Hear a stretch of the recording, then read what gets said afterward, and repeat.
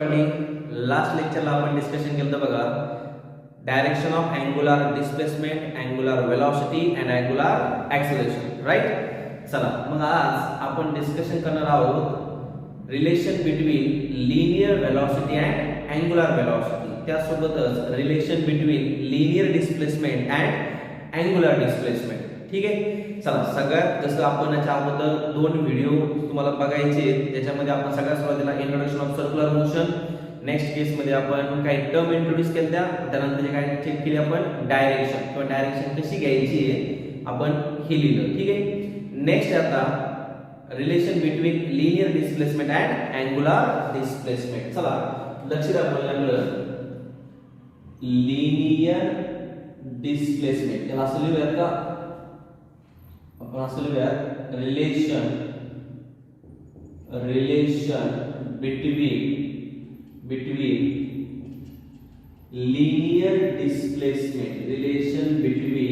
linear displacement and angular displacement. Done. Relation between linear displacement and angular displacement. मग आता simple आहे. Suppose कर आपण लास्ट लेक्चरला सांगितलं particle is performing circular motion in a anti clockwise sense. कोणता sense घेतला आपण? Anti clockwise sense. ठीक आहे. पार्टिकल सर्क्युलर मोशन परफॉर्म करतोय हॉरिझॉन्टल सर्कल बनतंय आणि कोणत्या सेन्स मध्ये? अँटी क्लॉकवाइज सेन्स मध्ये. ठीक आहे. तर बघा सगळ्यात सुरुवातीला डायरेक्शन ऑफ अँग्युलर डिस्प्लेसमेंट पुढे आलं पाहिजे ती upward according to right hand thumb rule. Right hand thumb नुसार आपल्याला फिंगर्स काय करायच्या? कर्व करायच्या आणि थंब काय शो करणार? Direction of angular displacement. Right. मग बघा सपोज करा this one is the origin of circle. Initially particle at position A. सुरुवातीला पार्टिकल कोणत्या पोझिशनला आहे? ए पोझिशनला.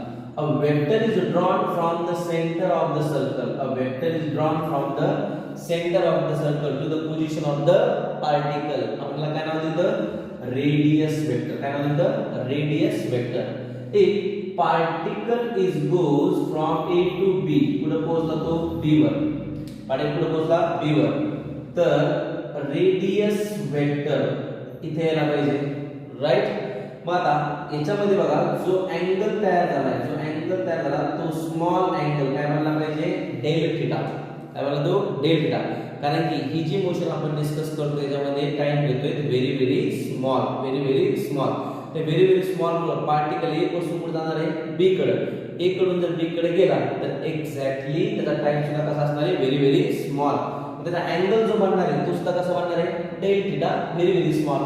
हे जे कव्हर केलं असेल डिस्प्लेसमेंट, लिनियर डिस्प्लेसमेंट कव्हर केलं, याला लिहूयात आपण डेल एस. काय नाही? Del s. ठीक आहे. चला तर मग आपल्याला सगळ्यात सुरुवातीला this one is the direction of angular displacement. Done. तर मग सिंपल आहे आपल्याला टर्म माहिती आहे. Therefore the formula of angle is equal to काय लिहायचो आपण? Arc upon radius. अरे राईट का? काय लिहायचे? Arc upon radius. मग मला सांगा अँगल इथे किती बनला? तुम्हाला हे आर्क दिसत असेल तर अँगल बनलेला आहे del theta is equal to ही आर्क बनलेली आहे डेल एस डिवाइडेड बाय काय बनली आहे? रेडियस. आपण लिहिलंच काय सिंपल. सुरुवातीला सांगितलं पार्टिकल कोणत्या पोझिशनला आहे? ए पोझिशनला. इकडून पुढे गेला बी कडे. तिने काय केलं? एक स्मॉल अँगल तयार केला असेल at the centre of the circle. That is the del theta. कशाने शो केला आपण त्याला? Del theta.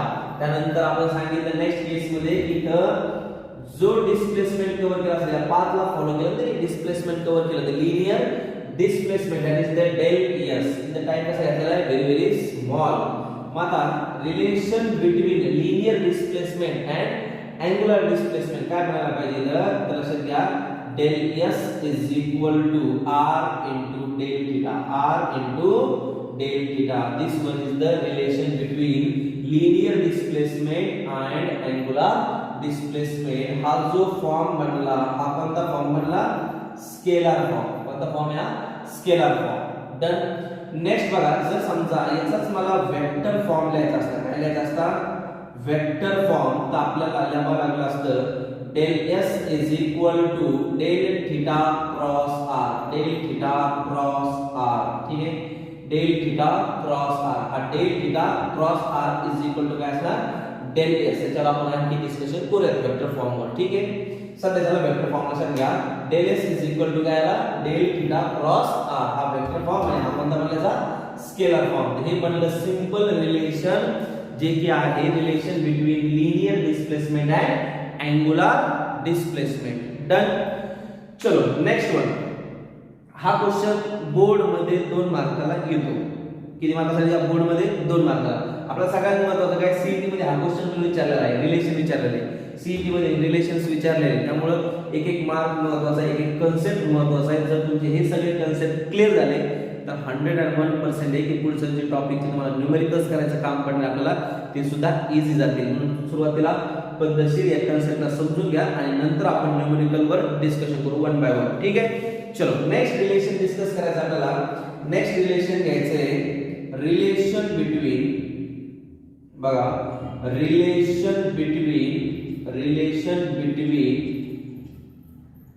linear velocity, relation between linear velocity and angular velocity ठीक आहे. चलो आपल्याला काय घ्यायचंय, relation between linear velocity and angular velocity. Linear velocity काय लिहितो आपण v आणि अँगुलर वेलोसिटी काय लिहितो आपण ओमेगा. w सारखा, w नाही तो, w सारखा दिसणार आहे, काय दिसला ओमेगा. डन. मग आता सगळ्यात सुरुवातीला मला जर अँगुलर वेलोसिटी जर आणि linear velocity relation find out करायचं असेल तर आपल्याला एक टर्म माहित पाहिजे, डेफिनेशन माहित पाहिजे लिनियर वेलोसिटी. तर लिनियर वेलोसिटी डेफिनेशन काय लिहितो आपण, सिंपल आहे, the rate of change of linear displacement, the rate of change of linear displacement with time किंवा with respect to time, with time लिहा, with respect to time लिहा, ठीक आहे.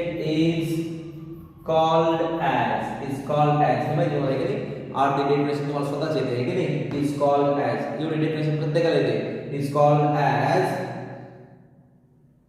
linear velocity, is called as linear velocity. म्हणजे according to definition काय लिहितो आपण, linear velocity v is equal to del x, del आपण काय लिहिलो del s linear displacement upon del t. चला थोडंसं लक्ष द्या बोलण्याकडे. आपण लिहिलं the rate of change of linear displacement with respect to time is called as linear velocity. linear displacement आपण काय लिहिलं s, तर del s बाय काय लिहिलं आपण del t. कंडिशन काय ठेवू आपण, time taken by the time taken is very small, time taken is very small. चला टाइम टेकन इज very चलो बच्चा पार्टी बघा काय घेतलं आपण, time taken is very small, time taken is very small. It means v is equal to limit del t tends to 0, म्हणजे time कसा घेतला आपण very small, त्याच आपण लिहिणार del t tends to 0, but time is almost 0 but not equal to 0. मग आता इथे लिहू शकतो आपण काय, del s by del t, काय जाईल del s by del t. आपल्याला एक रिलेशन माहिती बघा, therefore v is equal to limit del t tends to 0, या del s च्या जागेवर मला हे देईल का r del theta, del s च्या जागेवर काय देईल r del थीटा. इथे लिहायला पाहिजे आपण r del theta by del t. लक्षात आलं का, सिंपल आपण काय नाही del च्या जागेवर काय पुट केलं फक्त r del theta by del t. मग सिंपल आहे, हा जो r आहे हा r मॅग्निट्यूड मध्ये तर सेम आहे, कॉन्स्टंट आहे, त्यामुळे आपण त्याला कॉन्स्टंट बाहेर घेतला. इथे राहिलं काय आपल्याकडे limit del t tends to 0, del theta by del t.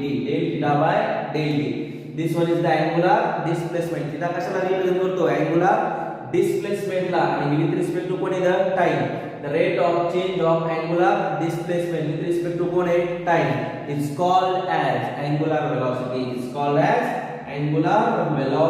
Therefore v is equal to, सगळ्यात जागा मला काय लिहिता येईल omega. This one is the relation between linear velocity and angular velocity. V is equal to काय लिहू शकतो आपण r omega. V is equal to काय लिहायचे r ओमेगा.